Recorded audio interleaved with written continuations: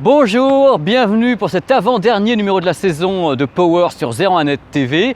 Alors on va tester 4 produits audio qu'on a passés au crible, au peigne fin. Vous verrez, il y a du bon et du moins bon. On sera franc comme toujours dans Power. Mais avant, je commence un petit peu l'émission à l'envers. Je vais parler de mes réseaux sociaux qui sont ici. Vous pouvez donc me joindre sur les réseaux sociaux ici, ainsi que sur ma chaîne YouTube. Voilà, parce que je mets toujours ça à la fin, personne ne regarde. Donc je dis tiens, je vais le mettre au début cette fois-ci. Allez, c'est parti, envoyez l'enceinte Beoplay P2 maintenant. Voilà, allez.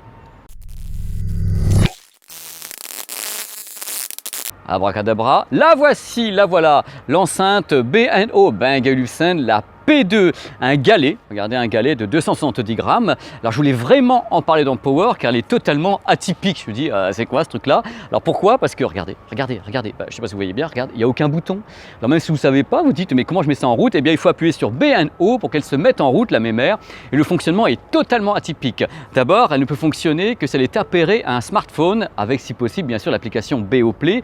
Car sur l'application Beoplay, on peut gérer plein de trucs en fin de compte. On peut gérer l'égalisation audio, on peut gérer le tap and play ou bien le shake and play, c'est-à-dire que vous avez la possibilité de programmer des trucs. Quand vous appuyez 2 fois dessus, il va avoir une fonction. Quand vous la secouez, il va y avoir une fonction. Parce qu'en effet, il n'y a rien du tout, il n'y a même pas un bouton de volume. Alors pour savoir également, il y a un port USB-C qui est donc ici. Et le port USB-C sert à la recharger ou bien à en faire une carte son externe. C'est-à-dire que vous branchez le port USB-C sur votre ordinateur et c'est elle qui prend le relais en fin de compte du son de votre ordinateur. C'est tout bête et en même temps ça peut rendre service. Un truc qui me gêne d'entrée de jeu, et j'en parle tout de suite, aucune entrée auxiliaire. Je trouve ça dommage que sur un produit pareil, il n'y a absolument aucune entrée auxiliaire. On a toujours besoin d'une entrée auxiliaire. Alors techniquement, B&O, les enfants, annonce 2 fois 50 watts en plein vent, pour que 2 fois 2000 même la nuit, avec une bande passante qui va de 68 à 21 000 Hz, un produit qui est donc vraiment radicalement atypique. Alors moi je me suis dit atypique ou pas atypique, on va écouter ça. J'ai écouté ce produit pendant une dizaine de jours. Il y a un truc qui m'a gêné tout de suite d'entrée de jeu, c'est que ça coûte quand même 170 €, donc c'est cher, c'est petit, et il n'y a même pas un socle pour la poser. C'est-à-dire qu'on est avec le galet sur sa table, n'importe où, ça fait que le galet est quand même très directionnel. Je veux dire, quand on met comme ça, c'est pour le plafond, quoi, ou quand c'est comme ça. J'aurais aimé qu'il y ait un socle qui permette d'avoir l'enceinte posée sur un bureau face à vous. Alors en même temps, au niveau audio, c'est un exercice de style. Je pense qu'ils ont essayé de se dire, c'est petit, mais on va prouver qu'on peut faire du grave avec. Alors du coup, ils sont allés franco chez BO, ils se sont dit, tiens, on va lui donner du grave, on va lui donner du corps. Moi, je suis d'accord pour donner du corps, mais là, il y en a un peu trop, quoi. Alors si vous voulez, vous écoutez cette enceinte qui est toute petite, et vous vous retrouvez avec un son qui est quand même assez lourd en grave, qui donc noie un petit peu l'aigu, qui est assez imprécis, qui distord assez rapidement quand on commence à pousser le volume. On sent que c'est une enceinte d'appoint, qui va pas trop loin parce qu'elle ne le peut pas, mais qui fait du grave parce qu'ils ont voulu. Donc si vous voulez, l'enceinte d'appoint à 170 €, sans bouton de volume, sans entrée auxiliaire, quelque chose me dérange dans tout ça. Mais je voulais vraiment en parler. Après, c'est vous qui allez savoir si vous voulez me dire si ça vous plaît ou pas. Le concept est intéressant. Je pense qu'ils sont pas allés, ils peuvent faire beaucoup mieux dans l'idée. J'ai quand même mis cette enceinte dans le best-of de Power de l'été parce que je trouve que le produit intéressant, il n'est pas mauvais. Par contre, il est très coûteux. Il est très coûteux surtout que dans cette gamme de prix, donc 170 € quand même, il y a des concurrents à foison. C'est-à-dire qu'ils sont vraiment en phase 2, ils ont des Ultimate Ears, des machins, des trucs qui lui met un peu la tannée, quoi. En plus, bon, c'est pas un son sur 360 degrés ni quoi que ce soit. Donc voilà, c'est un produit que je voulais vous montrer parce que je trouvais intéressant d'en parler à cause de son concept. Le reste, on va voir ce qui va se passer dans les mois à venir chez BO. Power. Second produit dans Power, des intras pionniers qui s'appellent le CH5T. C'est un coup de cœur, je dis tout de suite, voici les intras qui sont pour moi révolutionnaires dans le sens où le rapport qualité-prix me paraît carrément imbattable. Ça coûte 49 €. D'abord, regardez la conception des intras. On passe le fil qui est tressé en plus, le fil on le passe derrière l'oreille ici, ce qui permet d'éviter tous les bruits parasites. Vous savez qu'en général, quand on a des intras filaires, on a souvent le bruit des câbles qu'on entend directement parce que c'est directement dans le conduit auditif, ça va vers la cochlée, enfin, on entend ça vachement bien. Là, en les planquant derrière, sincèrement, on peut bouger, on n'entend absolument pas le bruit des câbles. Premier bon point.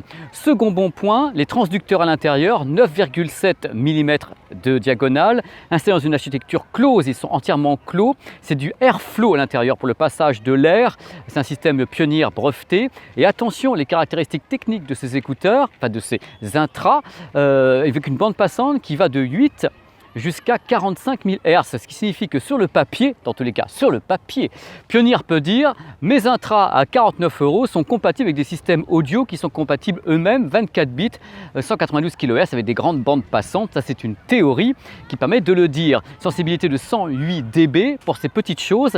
Alors bien sûr, je les ai écoutées et c'est là que j'ai vécu une surprise quand même. Je me suis dit mais bon sang, ça coûte 49 €. Les intras ont une sonorité absolument impeccable, toujours compte tenu du prix, avec un graphe qui est très ferme, très soutenu, une excellente isolation externe qui est absolument étonnante pour ce type de produit, un confort impeccable justement au câble tressé qui passe derrière l'oreille avec une bonne implémentation à l'entrée du conduit auditif avec plusieurs petits embouts disponibles. On a des voix très chaleureuses, un aigu qui est ciselé, il y a juste un petit peu de sibilance, donc ça accroche un petit peu sur les S quelquefois quand le message devient compliqué. Mais globalement, je le dis ici dans Power, c'est difficile de trouver un meilleur rapport qualité-prix que ces petits intras Pioneer, donc les CH5T, qui me paraissent absolument dingues compte tenu du tarif. Donc ça va avec tous les types de baladeurs, tous les types de smartphones en plus. Ils ne sont pas difficiles au niveau de l'impédance. Donc c'est pour moi une bonne petite affaire et c'est pour ça que je l'ai mis en exergue également dans le best-of de Power, ces petits écouteurs Pioneer que je conseille vivement. La voici, la voilà, la Bose Revolve. On en parle partout. Alors c'est la première fois que Bose quand même, lance une enceinte avec un son sur 360 degrés, donc un son sphérique. Voyez-vous, donc ça m'a vachement intrigué. Je me dis alors ça donne quoi par rapport à toutes les concurrentes qui y a en face, comme Ultimate Ears, Boom et Megaboom, qui étaient parmi les premières à balancer du son comme ça dans toute la pièce. D'abord le produit, le Bose est très bien conçu. C'est un produit solide, lourd, avec une excellente section de touches tactiles ici. L'appairage en Bluetooth est hyper pratique parce qu'elle parle. Elle cause, celle-ci, elle vous dit « Je suis appairé au Samsung Galaxy S7 Edge ». Voilà, elle vous dit directement ce qui se passe, c'est plutôt cool. Il y a une application avec qui fonctionne très très bien ici, l'application Bose, qui permet de la gérer également. C'est un produit qui est intéressant avec une entrée auxiliaire, également un port USB. Le port USB sert à la recharger, mais pas que, car cette enceinte peut devenir la carte son d'un PC, en faisant passer bien sûr le signal audio par le port USB. Elle va le déconnecter, donc la carte audio du PC et prendre le relais. Donc tout ça, c'est sympa, sur le papier c'est cool, Bluetooth et autres anti-auxiliaires. Je me dis, je vais écouter cette chose. J'ai écouté cette chose pendant une dizaine de jours. Alors, j'aime beaucoup, pour savoir avant de commencer, j'aime beaucoup le son de la Bose SoundLink Mini 2, qui est une petite enceinte comme ça sympa. Et j'ai trouvé que le son de ce produit était très différent. Là, on va parler de signature sonore, c'est-à-dire que soit on adhère, soit on n'adhère pas. Je trouve que Bose a trop joué dans le grave. C'est-à-dire qu'il y a un grave qui est pâteux, il y a un grave qui est lourd, qui fait que ça m'empêche, moi ça m'a empêché de prendre du plaisir sur le reste du spectre sonore. C'est-à-dire que comme le grave est lourd, grave, pâteux, j'ai eu l'impression, et c'est normal, que les médiums étaient moins mis en avant de façon correcte, que l'aigu était un peu étouffé. Globalement, j'ai eu l'impression d'un son justement étouffé avec ce produit, qui manquait justement d'ampleur, même si en effet le 360 degrés fonctionne très très bien. On peut dire que vraiment on se met de tous les côtés, l'enceinte délivre un son vraiment de partout. Il y a aussi une sensation de réverbération, une sorte d'écho en permanence, il y a une latence en Bluetooth. Vous allez me dire, elle est habillée pour l'été. Oui et non, c'est encore une fois une question de goût dans le cas présent. Si vous aimez un produit qui a un son sucré, un peu lourd, avec un grave qui prend le dessus, ça peut vous plaire. Personnellement, c'est pas ce que j'attendais cette enceinte. J'attendais un truc un peu plus léger, un peu plus aéré, un peu plus hi-fi. Donc voilà, ça c'est la vie de Power. Encore une fois, c'est une signature sonore, sinon l'autonomie de 12 heures, sinon la manipulation du produit est vachement bien, c'est solide. Si vous la posez par contre sur un bureau en bois, elle fera résonner le bureau, parce que la façon dont c'est fichu, le grave est quand même assez fort, vous allez avoir une résonance sur l'ensemble du bureau en bois. Voilà, c'est ce que j'en parle franchement avec mon naturel habituel, parce que vraiment ça fait 10 jours que je suis là en train de la secouer de tous les côtés et c'est pas que je déteste, j'estime qu'en face elle a des concurrentes qui lui mettent également un petit peu sa tannée, c'est-à-dire Ultimate Ears, Boom, Megaboom, qui à mon avis sont plus ouvertes. Voilà, c'est un avis qui n'engage que Power. Petite cerise sur le gâteau, n'oubliez pas que la Bose Revolve coûte 230 € et qu'elle est monophonique. C'est-à-dire que si vous voulez avoir de la stéréo, il faut en acheter deux. Voilà, double punition. Quatrième et dernier produit dans Power, c'est un produit encore japonais, il s'agit d'un produit Pioneer, le second. Alors je me suis dit ça serait super cool si on avait la chance de faire un produit Pioneer directement au Japon. Et ben voilà, c'est gagné, nous voilà. Voici le baladeur Pioneer XDP30R. Alors c'est un produit qui est directement un coup de cœur, je vous le dis, comme les intras, c'est un coup de cœur.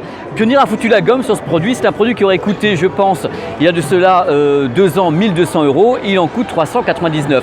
À l'intérieur de ce baladeur qui est compatible jusqu'à 32 bits sur 92 kHz, on trouve carrément 2 amplis Sabre, 2 DAC Sabre, une très très grande marque, ainsi que 2 horloges pour la synchro des fréquences 44,1 kHz et 48 kHz. Alors c'est une architecture Android également, il est Wi-Fi, Bluetooth, une mémoire interne de 16 Go sur ce produit, c'est peut-être pas beaucoup mais on peut rajouter des cartes micro SD pour atteindre 200 Go. La compatibilité va très très loin, en plus c'est un produit qui est très très pratique avec une double sortie casse, une sortie classique et une sortie ce qu'on appelle symétrique. Alors bien sûr, ce que j'ai fait, c'est que j'ai passé du temps à l'écouter pour savoir si en effet tout cet arsenal qui a été mis en place par Pioneer sous l'eau ici à Tokyo sur ce produit valait vraiment le coup.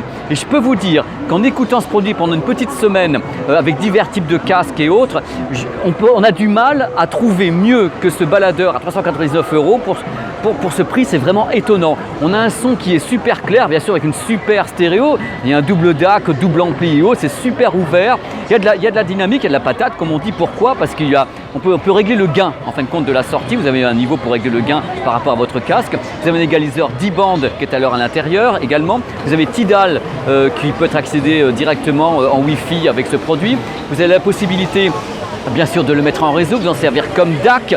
Vous avez également une radio FM à l'intérieur. Vraiment, je vous le vends parce que j'ai rarement entendu un truc pareil pour ce prix-là. Donc c'est pour ça que c'est un de mes coups de cœur ici sous l'eau à Shibuya. J'ai beaucoup de chance décidément. Sous l'eau à Shibuya pour le Pioneer, donc le XDP30R qui est un coup de cœur Power. Voilà, je voulais vous le dire. Alors je suis ici en même temps sous l'eau pour vous parler de la fin de ce numéro et vous dire que le numéro de la semaine prochaine, le dernier numéro de la saison de Power sera un numéro qu'on espère excellent parce que je suis ici pour parler avec Technics et je vous dis pas de quoi et j'espère pouvoir faire des trucs absolument dingues. Donc rendez-vous la semaine prochaine sur ZeroNet TV dans un numéro de Power Made in Japan. Voilà, mais à fond et avec la flotte et tout. Je m'en fous, j'ai pas de cheveux. Allez, à la semaine prochaine. Ciao.